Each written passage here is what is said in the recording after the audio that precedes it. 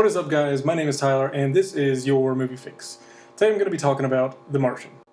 So The Martian is directed by Ridley Scott and written by Drew Goddard, starring Matt Damon, Jessica Chastain, Chiwetel Ejiofor, Jeff Daniels, Michael Pena, just to name a few. The cast of this movie was really stacked, and they all did a great job. This movie chronicles the survival of an astronaut botanist guy named Mark Watney and his crew while they're on Mars, and naturally, shit hits the fan real fast. One thing I really liked about this is that it did not waste any time with getting into the thick of it. You know, it starts off with a great panning shot, from Ridley Scott does these... It's a Ridley Scott movie, so it's got really beautiful visuals. That's definitely something to look forward to. Starts off with this great panning shot of Mars, and then you get The Martian. BAM!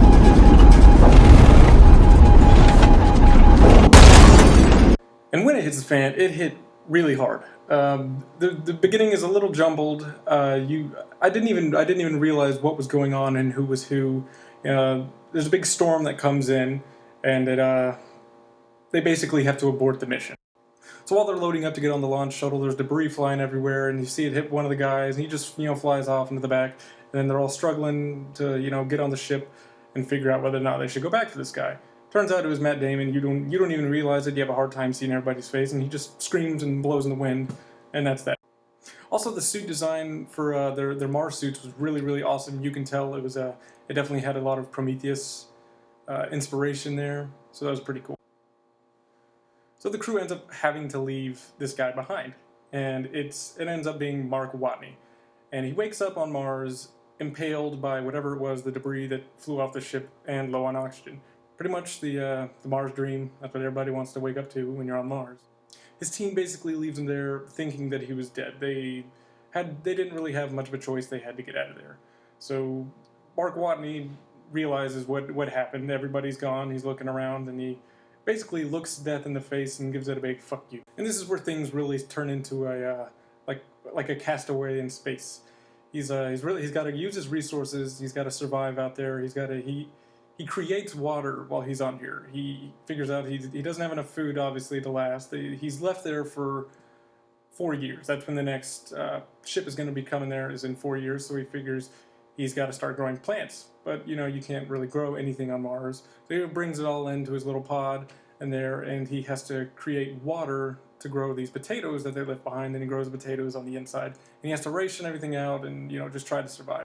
Matt Damon totally delivers in this. He doesn't really skip a beat. He alone has to carry this movie on his back. He's all alone on Mars, and he's doing like a series of video journals where he's basically addressing the audience. And this movie is, with no small thanks to him, this movie is surprisingly hilarious in the midst of how he's reacting to everything. Just things you would say to yourself while you're just trying to bullshit around.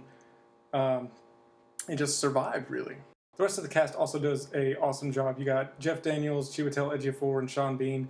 They're all playing the figureheads over there at NASA. Jeff Daniels is the director of NASA, and Chiwetel Ejiofor's character is playing the director of the whole Mars project. And pretty much as soon as they realize what's going on, he's fighting, to get this. He wants people to know what happened and get this story out there. And he wants to bring Mark back.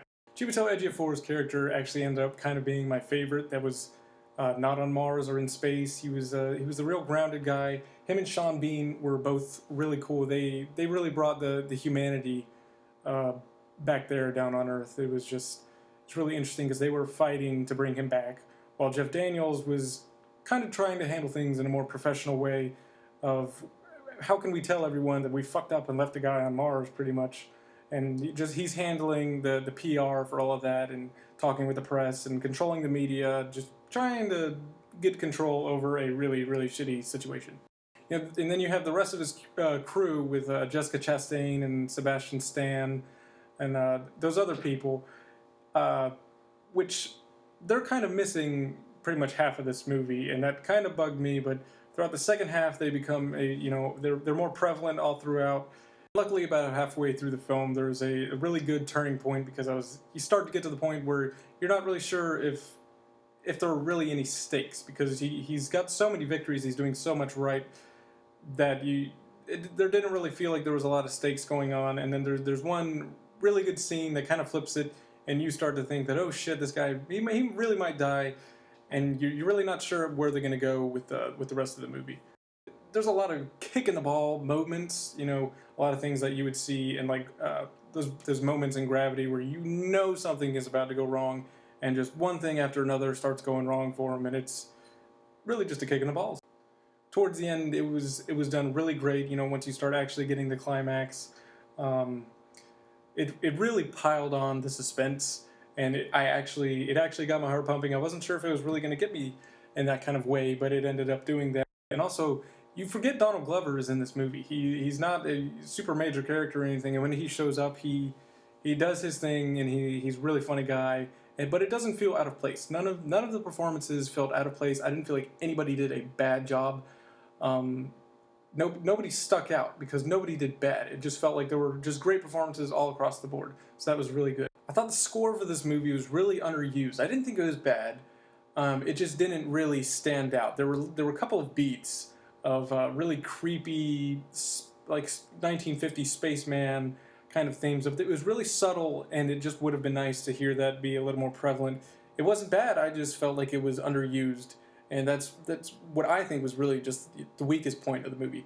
But it had a really great ending, and some good humor in there as well. It's something you wouldn't expect. I'm going to give this movie a 9.3 out of 10. If you guys want to comment down below, what's your favorite movie that takes place in space? And whether it's 2001: A Space Odyssey, The Martian, what do you think? That's all for now, guys. Don't forget to subscribe for more movie reviews, movie news, and trailer reactions.